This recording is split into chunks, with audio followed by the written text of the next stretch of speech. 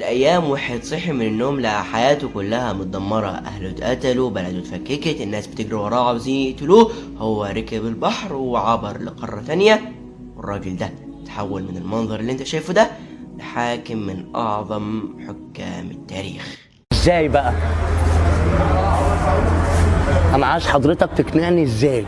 السلام عليكم ورحمة الله وبركاته. ازيك يا صديقي؟ عامل ايه؟ راجل يا صديقي اتحولت حياته 180 درجة، من امير وسلطان لراجل الناس بتطرده في كل مكان لحاكم من اعظم حكام التاريخ.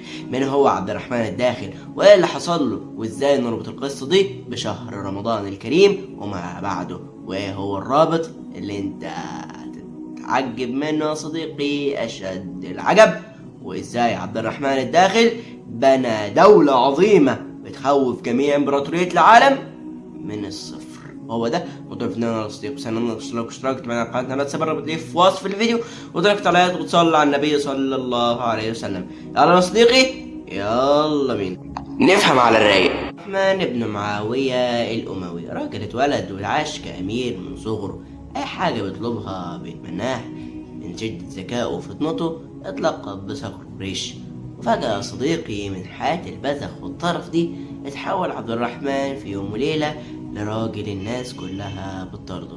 هتقولي ليه؟ أقولك، تعالى نفهم الحوار. عبد الرحمن كان في نهاية الدولة الأموية، زي ما انت عارف ان في نهاية اي دولة غالبا بتكون الدولة دي ضعيفة وخلاص على وشك الانهيار. بس يا صديقي كان في عدو لدود للدولة الأموية، ألا وهم العباسيين. العباسيين كان هدفهم يا صديقي إن هم يقضوا على الدولة الأموية ويكون ليهم هم الخلافة ويكون عندهم هم الملك والسلطان، وكانوا بيحاربوا أي حد من سلالة الأمويين عشان يقضوا على التاريخ الأموي بالكامل. ولكن يا صديقي أنا حاسس مميز كده، قصدي مذيع كده، المهم وبقى يا صديقي بعد ما تحول عبد الرحمن الداخل من راجل أمير لراجل الناس بتطردوه، واتقتلت عيلته واتقتل الخليفة معاه اللي هو مروان بن محمد، وكان يلقب لقب عجيب وعبيط في نفس الوقت. اللي هيقول له اللقب ده في التعليقات هيبقى ليه مني هدية. يلا الهدية ما اعرفهاش بقى، ما اعرفش لسه، ما اعرفش بس هو كده لو اللقب هو اديله هدية بنت. المهم فعبد الرحمن هرب او فر من العباسيين قصدي الى بلاد عجيبة وغريبة محدش كان يتوقعها، ألا وهي صديقي بلاد الأندلس في الجانب الآخر من هذا الكوكب.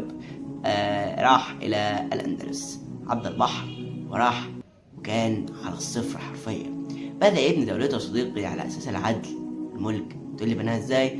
اقول لك دي قصه طويله يا صديقي، بنعملها في فيديو منفصل عشان احنا عاوزين بس العبره من الحوار دلوقتي. بنى صديقي دولته على عدل، وأنا وأنشأ مدن كتيرة، وكان صديقي راجل قوي في الحكم وعنده عدل وعنده قوة جدا جدا جدا في الحكم بتاعه ده. وكان منشئ دولته صديقي من تحت الصفر حرفيا، من لا شيء إلى دولة الأمويين في الأندلس. الدولة يا صديقي اللي حكمت الأندلس لعدة قرون، وكان العالم الأوروبي بيترعب لما بيسمع اسم الأمويين اللي في الأندلس. وكان يا صديقي ليه سلالة حاكمة وليه خلفاء من عدة فئات، يعني من مجتمعية، زي مثلا المنصور. بس هو ده اللي فاكره دلوقتي يعني، ما كده. المهم العبرة يا صديقي اللي أنا عاوزها من القصة دي كلها هي عبرة عظيمة جدا، ألا وهي، تعال أقول لك على العبرة. باختصار إن عبد الرحمن الداخل ما استسلمش لحياته، ما قالش أنا فر من الأمويين وهتقتل خلاص، لا، تجاهد واعتصم بحبل الله وهاجر من قارة لقارة، مش هقولك من دولة لدولة، وبنى دولته، بنى دولة كاملة من الصفر. هو ده دورنا يا صديقي. احنا لسه خارجين من رمضان، ورمضان يا صديقي في مننا اللي هيصر فيه كتير، فاوعى تندم على اللي فات من رمضان. لكن بص من النهارده يا صديقي خليها لحظة تغيير ولحظة صدق مع ربنا. مش شرط التوبة تكون في رمضان، بس التوبة لما تكون في رمضان او في غيره فيها صدق مع ربنا سبحانه وتعالى وفيها عزيمة حقيقية، ربنا هيعينك عليها، لأن ده مش كلامي، ده كلام ربنا سبحانه وتعالى: والذين جاهدوا فينا لنهدينهم سبلنا. يعني اللي هيجاهد في سبيل ربنا، في سبيل ان هو يترك المعاصي، في سبيل ان هو يجاهد الذنوب والشيطان شوشو وسوسو اللي هما الشيطان والنفس، يعني شيء بندلعهم، يعني استغفر الله العظيم يا رب، بندلع الشيطان وبندلع النفس شوشو وسوسو. المهم، ويجاهد الشيطان والنفس، ربنا سبحانه وتعالى هيكون معاه وهيقف، او ربنا سبحانه وتعالى هيسبب له الاسباب اللي تخليه يترك هذه المعاصي. والذين جاهدوا فينا لنهدينهم سبلنا. ربنا مأكد. سيروا من صواريخ العيد بقى والعربيه بقى شغاله، مش شايفين محدش ولع صواريخ يا جماعه والله العظيم كده. المهم فاللي هيجاهد في سبيل ربنا سبحانه وتعالى لنهدينهم سبلنا وإن الله لمع المحسنين. فخليك يا صديقي من المحسنين، وخليك من اللي بيجاهدوا في سبيل ربنا.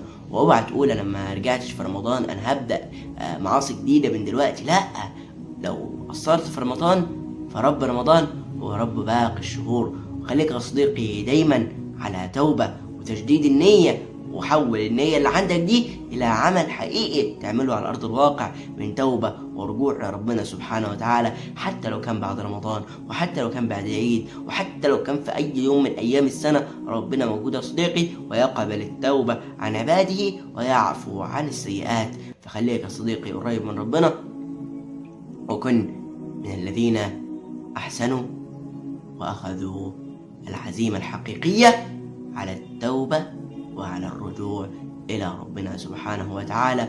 واوعى يغرق السقوط، لا تقول أنا وقعت، لا، لنا في القصة أنا لسه حكى لك لسه مش حكى لك من فراغ، يعني لسه لينا في القصة دي الأسوة والعبرة الحسنة. عبد الرحمن الداخل ده كان راجل ما فيش أي حاجة، ما فيش أي مقومات للدولة اللي عنده، ما عندوش أي شيء يبني عليه حياته، مع ذلك جاهد واجتهد لحد ما بقى عنده دولة الأمويين في الأندلس، الدولة اللي حكمت لعدة قرون.